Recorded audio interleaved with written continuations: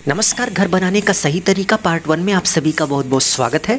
दोस्तों, यदि आप एक मजबूत घर बनाना चाहते हैं तो इस वीडियो को पूरा देखिएगा, जिससे आपको एक अच्छी नॉलेज हो जाए कि घर को मजबूत बनाने के लिए हमें क्या क्या करना चाहिए। तो घर बनाने का पहला स्टेप होता है कि घर का कुछ इस तरीके से एक मैप बनाया जाता है, यानी कि घर का एक नक्शा बनाया जाता है।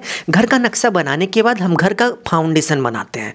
तो फाउंडेशन बनाने के लिए हमें इसी नक्शे से ही सारी डिटेल मिलती है। जैसे जहाँ जहाँ पर कॉलम है वहाँ पर घर का फाउंडेशन कुछ इस तरीके से बनाया जाता है। तो घर का फाउंडेशन बनाने से पहले कुछ इस तरीके से आपको मार्किंग कर लेनी है। और मार्किंग करते समय आपको इस बात का ध्यान देना है कि आपको किस साइज़ का फाउंडेशन बनाना है। जैसे यहाँ पर हमें 3 फीट बाई 3 फीट चौड़ाई का फाउंडेशन बनाना है, लंबाई चौड़ाई का फाउंडेशन बनाना है। तो यहाँ पर जो हम फाउंडेशन की खुदाई करेंगे वो 3.5 फीट बाई 3.5 फीट का गड्ढा खोदेंगे।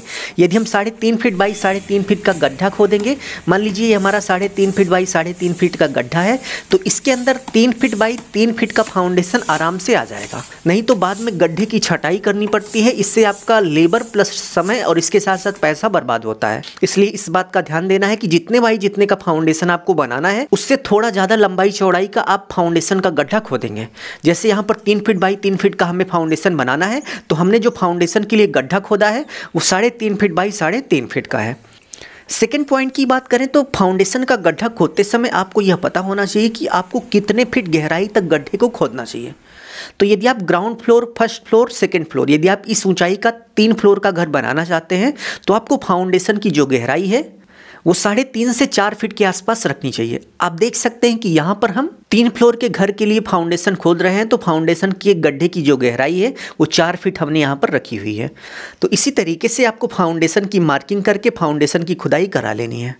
फाउंडेशन की खुदाई कराने के बाद नेक्स्ट स्टेप में आपको पीसीसी वर्क करना है। तो आप देख सकते हैं कि कुछ इस तरीके से पीसीसी वर्क किया जाता है।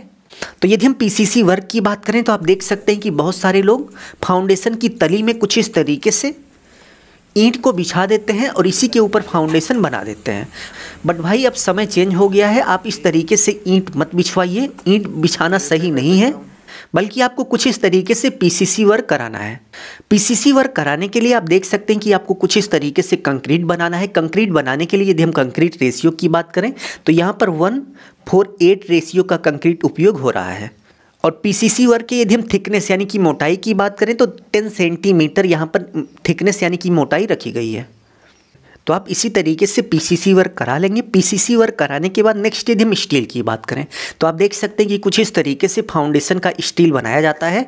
स्टील बनाने के लिए फाउंडेशन में आपको 10 mm यानी कि 10 mm की सरिये का उपयोग करना चाहिए। आप देख सकते हैं कि यहाँ पर फाउंडेशन बनाने के लिए जो सरिया यानी कि स्टील उपयोग हो रहा है वो 10 mm डाई का हो रहा है। तो 10 mm के सरिये से आपको कुछ इस तरीके से फाउंडेशन का जाल बना लेना है। आप देख सकते हैं कि जैसे यहाँ पर फाउंडेशन का जाल बना है, इसी तरीके से आपको फाउंडेशन का जाल बना लेना है। और फाउंडेशन का जाल बनाते समय बहुत सारे लोग क्वेश्चन पूछते हैं कि फाउंडेशन जाल का जो सरिया है एक तो सीधा सीधा होता है कुछ इस तरीके से, एक ऊपर की तरह कुछ इस तरीके से मुड़ा रहता है। तो इन दोनों में कौन सा बेस्ट है?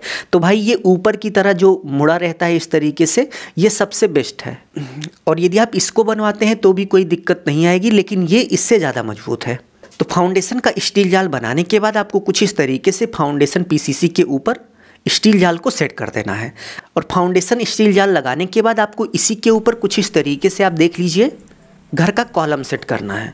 और कॉलम सेट करने के बाद आप यहाँ पर देख सकते हैं कि आपको कुछ इस तरीके से कवर ब्लॉक लगाना है। यदि हम कवर ब्लॉक के साइज़ की बात करें तो आपको 50 mm से लेकर 75 mm का कवर ब्लॉक आपको यूज करना है। चाहे 50 करिए 75 करिए, लेकिन 50 mm से कम कवर ब्लॉक नहीं होना चाहिए।